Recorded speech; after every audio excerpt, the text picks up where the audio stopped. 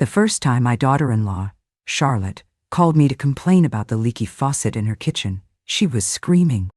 "This landlord is a slumlord," she shrieked into the phone. "I'm paying a fortune for this house, and it's falling apart." I let her rant for a full 5 minutes before I finally spoke. "Well, dear," I said, my voice as calm as a summer morning, "you can mail your complaint to the P.O. box listed on your lease. I'll be sure to look at it when I pick up the mail for the holding company that now owns your house. The holding company that I own." Hi, everyone. I'm Grandma Eleanor. My name is Eleanor Gable. I'm 78 years old, and I'm speaking to you from a beautiful new home in a community I chose for myself, here in the great state of Ohio. This is a story about how I lost everything, and then, in the darkest moment, found out I had a secret power I never knew existed. It's a story I have kept locked away for over a year, because, to be honest, I was so ashamed. I was ashamed of my own naivety, of the way I let my own son and his wife take everything from me until I was left with nothing but an empty house and a broken heart. They told everyone, our relatives, their friends, that I was broke, that I had become a financial burden. They said it with such pity, such loving concern. And all the while, they were living a life of luxury on my husband's hard-earned money. They thought I was a simple, foolish old woman who didn't understand money. And they were right. I didn't. But they didn't understand my husband. They didn't understand the kind of quiet, deep love that prepares for a storm 50 years before it ever hits. This is the story of how they left me with nothing, until a letter from a lawyer I'd never heard of revealed a secret that changed everything, and allowed me to serve up the coldest, most satisfying revenge a mother could ever dream of. Before I begin, I would be so grateful for your support on this journey. Please, take a moment to like this video and subscribe to our channel. Your kindness gives me the strength to look back on this painful time and share my story, and I hope it gives strength to anyone out there who has ever been made to feel small. To understand the woman they thought was broke, you have to understand the man who made sure I never would be. My husband, Arthur. My life wasn't one of flash or glamour. It was a life built on the solid bedrock of a good man's character. I married Arthur in 1965. He was the most unassuming man you could ever meet.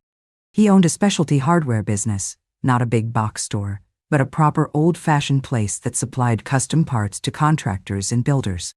He was quiet, frugal, and methodical. He believed in two things: the quality of a well-made German ball bearing and the power of compound interest. He wasn't a romantic man, not in the way the movies show. His love letters to me were not poems. They were stock certificates. "Eleanor," he'd say, spreading out his financial papers on our little kitchen table, "flowers die. A well-managed dividend portfolio is forever." Our life was comfortable, but simple. We lived in a modest brick house in a quiet neighborhood. We drove sensible cars until the wheels fell off. Our big vacation was a week in a rented cabin a few states over. I was a homemaker, and my joy was in creating a warm, loving home, in raising our son, Thomas, and in my garden. I never worried about money. Arthur handled everything. He would show me the statement sometimes, his eyes gleaming with a quiet pride. "We're doing okay, Ellie," he'd say. I would just smile and nod. The numbers were like a foreign language to me. I trusted him completely. His protection was my world. Our son, Thomas, was born in 1972. He was the light of our lives, but he was my son through and through, not his father's. He had my artistic soul and my gentle, non-confrontational nature. He had no interest in his father's business or his meticulous financial planning. He was a dreamer, a wonderful artist who became a beloved high school art teacher. Arthur loved him fiercely, but he worried. "The boy doesn't understand the value of $1, he would say. "He has a good heart, but a good heart doesn't pay the bills." I always defended him. His kindness was his greatest asset, I thought. When Arthur passed away from a sudden heart failure 6 years ago, the steady engine of my life just cut out. The grief was a physical thing, a crushing silence in the house. And the world of finances he had so carefully managed became a terrifying, incomprehensible mountain of paper. I was 72 years old, and I felt like a lost child. Thomas was my rock. He was so good to me. He would drive in from the city every few days to help me sort through the paperwork, to sit with me, to make sure I was eating. And it was in this state of grief and utter confusion that I made the decision that would almost lead to my ruin. "Mom," Thomas said one day, his face etched with worry. "This is too much for you. I want to help you manage all this. It's what Dad would want. Let's put my name on your bank accounts as a joint owner. That way I can pay the bills for you and make sure everything is okay." It seemed like the most sensible, loving thing in the world. My son, stepping into his father's shoes to protect me. I went to the bank with him and, with a few strokes of a pen, I gave him access to the entire fortune my frugal, careful husband had spent a lifetime building. I thought I was entrusting my future to the next generation of my family. A year later, Thomas brought Charlotte home to meet me. She was a vision. She was a successful event planner, a woman who seemed to move through the world with a dazzling confidence. She was beautiful, dressed in impeccably stylish clothes, with a laugh that was like music. She was everything my quiet, gentle son was not, and he was utterly captivated by her. She was an expert at charm. She didn't just compliment my home. She marveled at its authentic vintage character. She didn't just praise my cooking. She asked for the recipe for my pot roast, as if it were a state secret. She listened to my stories about Arthur with wide, compassionate eyes. "He sounds like such an incredible man, Eleanor," she said, her voice full of a perfect, practiced sincerity. "To have provided all this for you. It's a true love story." She saw me. She valued me. She understood me. Or so I believed. I didn't notice that her compliments about my vintage home were tinged with a subtle pity. I didn't see that her fascination with Arthur's story always seemed to circle back to questions about his business, his investments. I was a lonely old woman, and she was a beautiful, bright young woman who seemed to adore my son and respect my life. I was easy prey. They married 6 months later, in a lavish, expensive wedding that I was proud to help pay for. They lived in a beautiful rented house in an upscale suburb, a house I knew Thomas's teacher salary could not afford. But Charlotte was doing so well, Thomas explained. Her event planning business was taking off. The first quiet alarm bell rang when they started talking about their friends. Their conversations were a litany of brand names and status symbols. The porches their friends drove, the trips to St. Bart's, the kitchen renovations with Italian marble. There was a desperate, hungry quality to their talk, especially Charlotte's. A desperate need to keep up, to project an image of effortless wealth. Then came the loans. It started small. "Mom, we're a little short this month. Could you help us with the car payment?" Thomas would ask, his voice full of shame. I would, of course, transfer the money. Then it was for a business opportunity for Charlotte, a deposit on a venue for a huge event she was planning. The amounts grew larger. The repayments never materialized. The full-scale invasion of my finances began about 3 years ago. Charlotte sat me down at my kitchen table. She had a new title for herself, my financial manager. "Eleanor," she said, her voice full of bright professional competence. "We've been looking at your portfolio, and honestly, it's a mess." Arthur was a wonderful man, but his investment style was so archaic. "It's all in these slow, boring dividend stocks. This money isn't working for you. It's just sitting there. I can make it do so much more." She talked about aggressive growth strategies, leveraging assets, maximizing returns. It was a language designed to intimidate and confuse me. She had a stack of papers from her new financial advisor. All I had to do was sign them, and she would take my sleepy portfolio and turn it into a real moneymaker. My son stood behind her, nodding along. "She knows what she's doing, Mom. She's brilliant with this stuff. It's for the best. It will secure your future." I was 75 years old. I was a gardener, not a stockbroker. I looked at my loving son, at my brilliant, confident daughter-in-law, and I felt foolish and old-fashioned. They were the modern world. They knew best. So I signed. I signed the papers that gave her the power to trade my stocks, to move my money, to manage my assets. And manage them she did. She managed them right into her own pocket. The first thing I noticed was that they were no longer asking for loans. The money was simply disappearing. Their new, even more expensive car was paid for in cash. They took a business trip to Paris that looked on their social media an awful lot like a luxury vacation. Charlotte's wardrobe began to overflow with designer handbags and shoes. When I tried to ask about it, I was met with a wall of condescending jargon. "We're diversifying your assets, Eleanor," Charlotte would say breezily. "We had to liquidate some of the underperforming stocks to free up capital for a new real estate investment trust." I didn't understand a word of it, and she knew it. She was using her financial literacy as a bludgeon, beating me into a confused, silent submission. My son was no help. He would just repeat her lines like a parrot. "It's for the best, Mom. It's a long-term strategy." The most painful part was how they began to frame me as the financial problem. They would sigh dramatically over the cost of my medications. They would talk in hushed, worried tones about the rising cost of elder care. "You know, Eleanor," Charlotte said to me one day, her face a mask of concern, "we really have to be careful. Your savings aren't infinite. At the rate your medical expenses are going up, we have to make sure there's enough left for your future." She said this while wearing a new diamond bracelet. The hypocrisy was so profound, it was almost surreal. They were spending my money by the tens of thousands and lecturing me on the cost of my $10 copay. They were making me feel like a burden. A broke, expensive, old burden. They convinced everyone. I would hear them on the phone with relatives. "Yes, we're helping Eleanor out. Her finances were in a real mess after Arthur passed. She's lucky we stepped in when we did. Honestly, she doesn't have much left. We're worried about how she'll manage. They were building a narrative, a story they told everyone, including, I think, themselves. The story of the heroic son and daughter-in-law, sacrificing to care for their broke, aging mother. It was a beautiful, noble lie that allowed them to sleep at night while they bled my husband's legacy dry. The final act of their betrayal came about a year ago. They sat me down for a family meeting. They told me they were moving.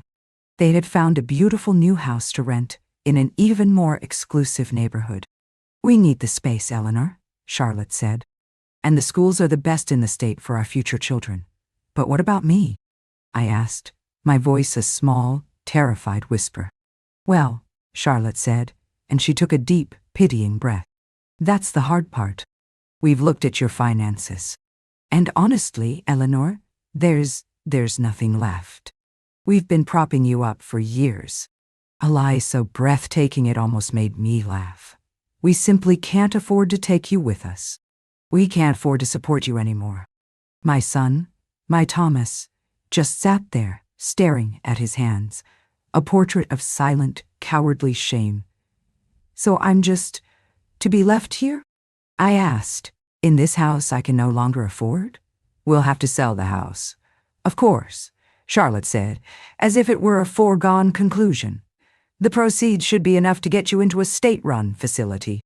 It won't be fancy, but you'll be safe." No, but they were going to sell my home, the home Arthur and I had shared for 50 years, and put me in a state-run home, all because I was broke. A condition they themselves had engineered. They moved out a month later. They left me in the big empty house with a stack of unpaid bills and the crushing belief that my life was over. They had taken everything. They had won. They were so sure of it. They had looked at all the numbers, all the accounts. They were meticulous, but they were looking in the wrong ledger. They knew all about my finances, but they knew nothing about my husband. The day they moved out was the quietest day of my life, and the loudest. The absence of their noise, Charlotte's brisk, commanding voice, Thomas's shuffling, apologetic footsteps, was a relief. But the silence that replaced it was a roaring testament to my failure. They left me in the house that was no longer a home, but a monument to my own foolishness. The sterile gray walls they had painted seemed to mock me. The trendy, uncomfortable furniture they had bought with my money felt like a stranger's possessions, left behind after a brief, disastrous stay. They had stripped the house of its soul, just as they had stripped my bank accounts. For the first few weeks, I lived in a daze of shame. I didn't answer the phone. I didn't open the mail. I was too afraid of what I would find. I knew the bills were piling up. The mortgage, the utilities, the property taxes. For the first time in my life, I was facing the terrifying reality of numbers, and I knew all my numbers were in the red. The story they had told everyone was so effective that even I started to believe it. I was the broke old woman, the financial burden, the cautionary tale. My other children, who lived out of state, would call, their voices full of a pity that was almost unbearable. "Mom, are you okay? Thomas told us things are tight. If you need anything, please let us know." How could I tell them the truth? How could I admit that their own brother had stood by while his wife plundered my life savings? The shame was too great. It was easier to accept their pity, to play the part of the poor, destitute mother they believed me to be. The first eviction notice arrived a month after they left. It was taped to my front door, a bright orange violation against the quiet dignity of the home Arthur had built. My hands trembled so badly I could barely tear it open. The legalese was impenetrable, but the message was clear. I was going to lose my house. I sat at my kitchen table, the notice spread out before me, and I felt a despair so absolute it was a physical paralysis. They had done this. They had orchestrated this. They had spent every last penny, knowing this would be the result. Their plan wasn't just to steal my money. It was to get rid of me, to have me disposed of by the state, neatly and efficiently, so they could wash their hands of the problem of their aging mother. It was in that moment, at what felt like the absolute bottom, that I found the smallest flicker of my old self. It was Arthur's voice, a faint echo in my memory. "When the engine won't turn over, Ellie, you don't just give up and walk away. You pop the hood. You get your hands dirty. You find the problem." Oh, hi. My problem was ignorance. I had let other people manage my life for so long, I had forgotten how to do it myself. I knew I had to pop the hood. I had to get my hands dirty. I had to face the numbers. That afternoon, I did the hardest thing I had ever done. I gathered up all the mail I had been ignoring. I took a deep breath and I started to open it. It was a nightmare of red ink and final notices. The mortgage company, the electric company, the credit card companies, for cards I didn't even know I had, opened in my name by them and maxed out. The scale of their betrayal was breathtaking. It wasn't just frivolous spending. It was a systematic, calculated campaign of financial destruction. They hadn't just been living off my money. They had been actively creating debt, leveraging my good credit to fund their fantasies, knowing that the wreckage would be left for me to drown in. As I sat there amidst the ruins of my financial life, I found one more envelope.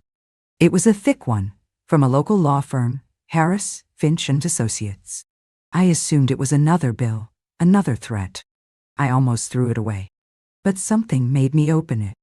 Inside was a letter. It began, "Dear Mrs. Peterson, we are writing to you on behalf of our late client, Mr. Arthur Gable, regarding the final disposition of the Eleanor Gable Contingency Trust." I had never heard of this law firm. I had never heard of a contingency trust. I thought it was a mistake. But as I kept reading, my heart began to pound, a slow, heavy drum against my ribs. The letter explained, in simple, clear terms that even I could understand, that 25 years ago, my husband Arthur had done something extraordinary. He had taken a portion of the profits from his business, a portion he had never told me about, and had used it to set up a completely separate, secret trust managed by this firm. His instructions had been precise and unchangeable. The trust was to be invested in a portfolio of ultra-safe, long-term bonds. No one, not even me, was to be told of its existence.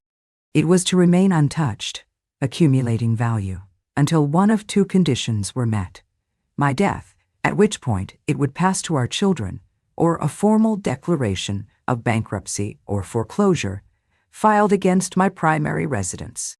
It was a dead man's switch. A financial lifeboat, hidden away for a storm he had somehow, with his quiet, careful foresight, known might one day come. My hands were shaking. I read the final paragraph of the letter. Our firm has been notified of a pending foreclosure on your property. The primary condition of the trust has now been met. The full assets of the Eleanor Gable Contingency Trust are now available to you, the sole beneficiary. Please contact our office at your earliest convenience to arrange the transfer. The current value of the trust is... I stared at the number. It was not a wild, extravagant fortune. Arthur was not that kind of man. But it was a substantial, solid, and life-saving amount. It was enough. It was more than enough. It was enough to pay off the mortgage. It was enough to settle the debts. It was enough to secure my life, to keep me in my home. It was enough to be my salvation. Tears streamed down my face, soaking the crisp, legal paper. They were not tears of sadness.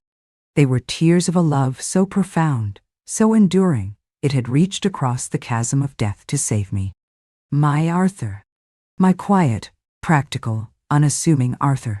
He had known me so well. He had known my trusting nature. He had known his son's weakness. And he had made a plan.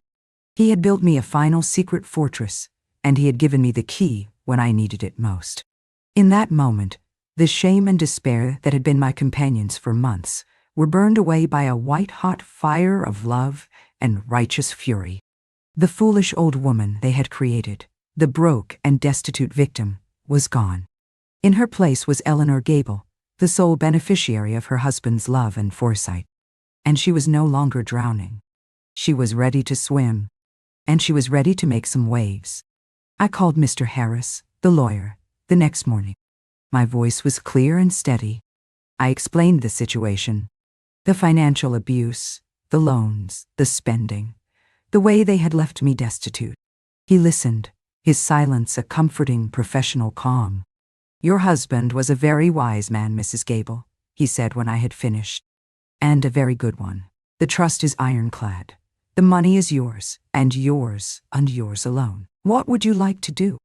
A week before, I would have said I just wanted to pay the bills, to be left alone, to hide. But the woman I was now was different. The discovery of Arthur's secret had not just given me money. It had given me back my own strength.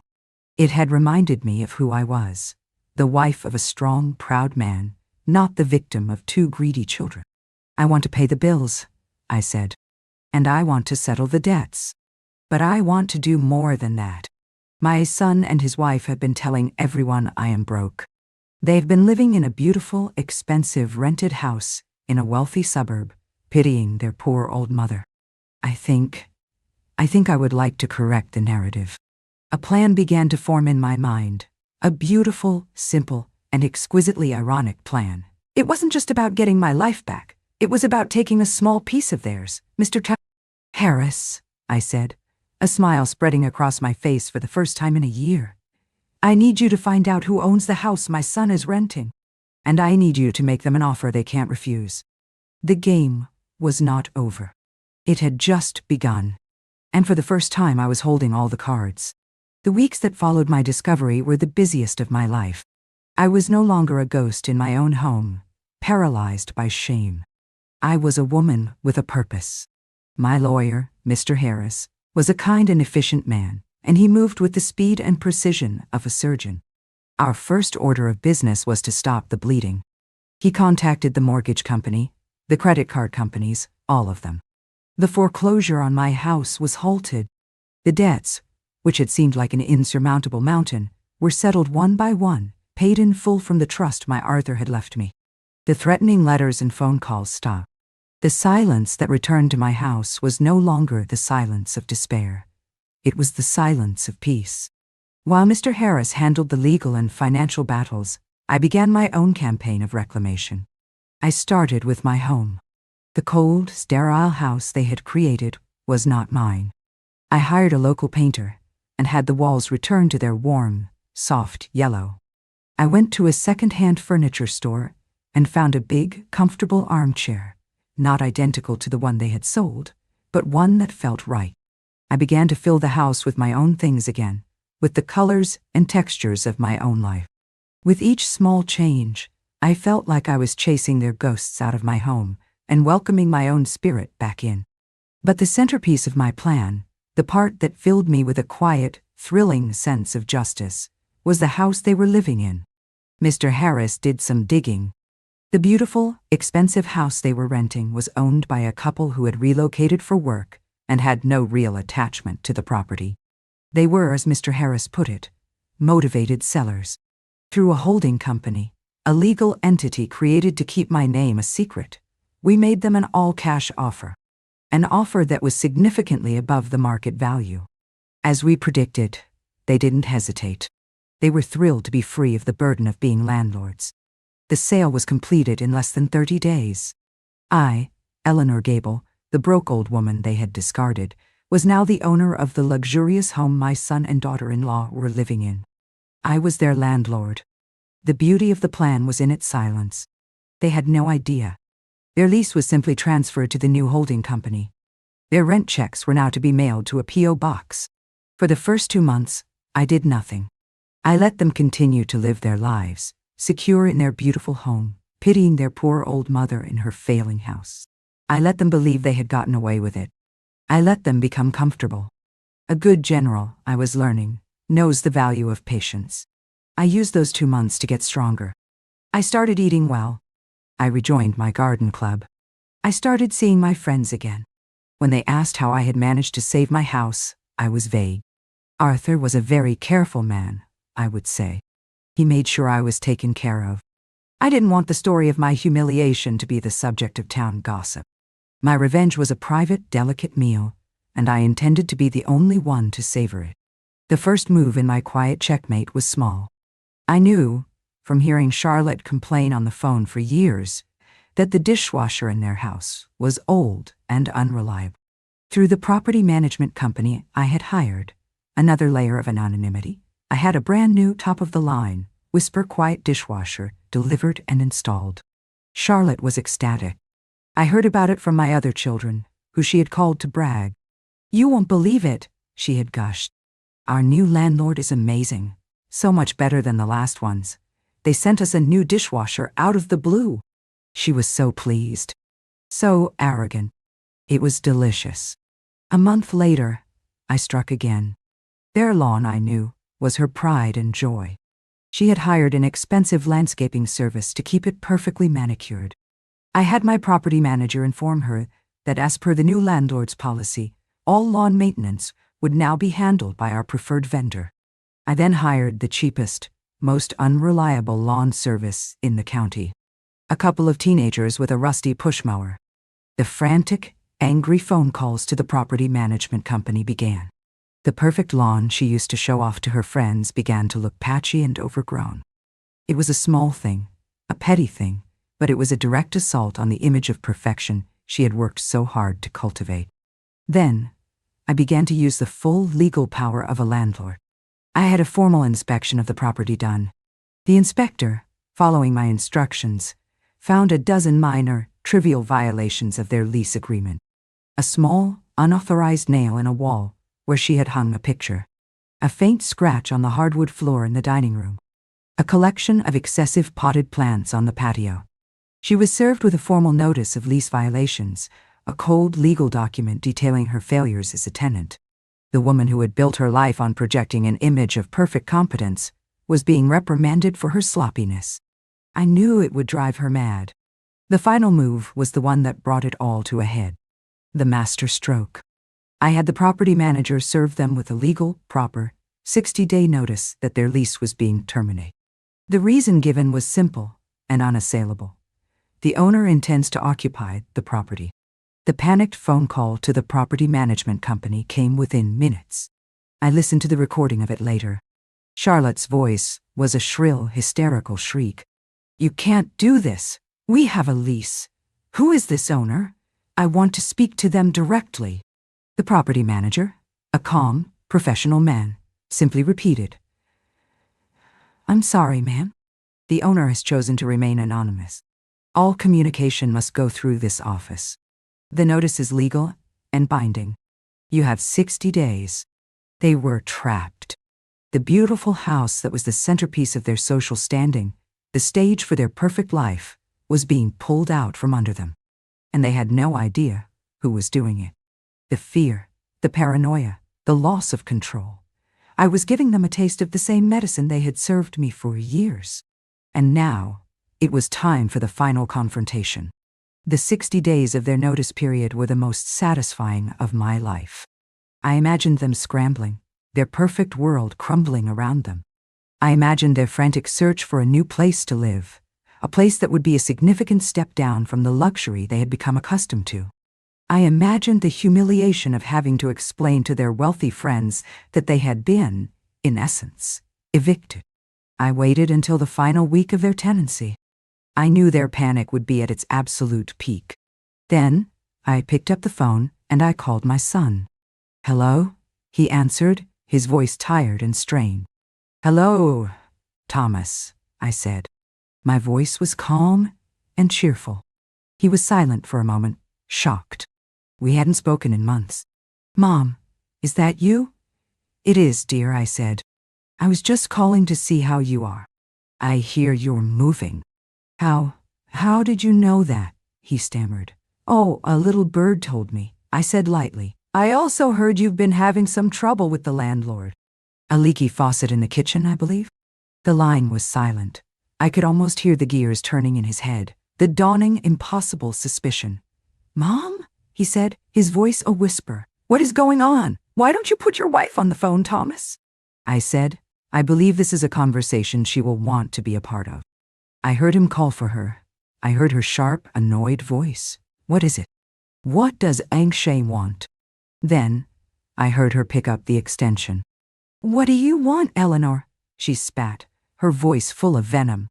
"I was just calling about your leaky faucet, dear," I said, my voice as sweet as honey. "As the owner of the property, I do feel it's my responsibility to see to the repairs." The silence that followed was the most beautiful sound I have ever heard. It was a silence filled with the sound of a worldview collapsing, the sound of a narcissist's mind trying to process a reality it could not comprehend. What did you say?" she finally whispered. "I said I am the owner of the property," I repeated, slowly and clearly. "I bought the house 2 months ago. You have been paying your rent to me. I was the one who sent the new dishwasher. I was the one who sent the lawn service. And I am the one who is evicting you. I am your anonymous slumlord landlord." She made a sound, a choked, strangled gasp.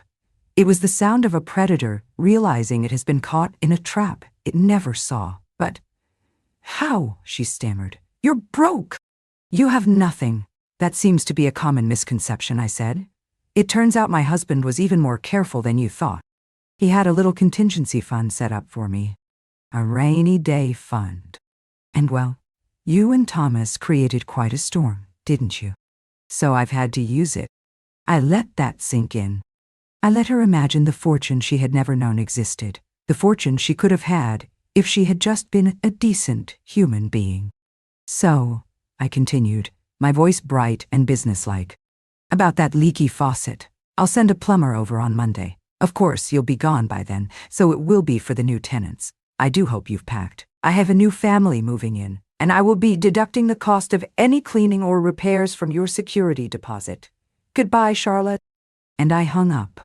The aftermath was a quiet, satisfying affair. They moved out on the day they were required to. I did not go to watch. I didn't need to. The image of their defeat was clear enough in my mind. They moved into a small, cramped apartment in a much less fashionable part of town, the only thing they could afford. The beautiful life they had built on my money was gone. My son Thomas tried to call me a few times. He left long, rambling, tearful messages on my voicemail. He was sorry. He was a coward.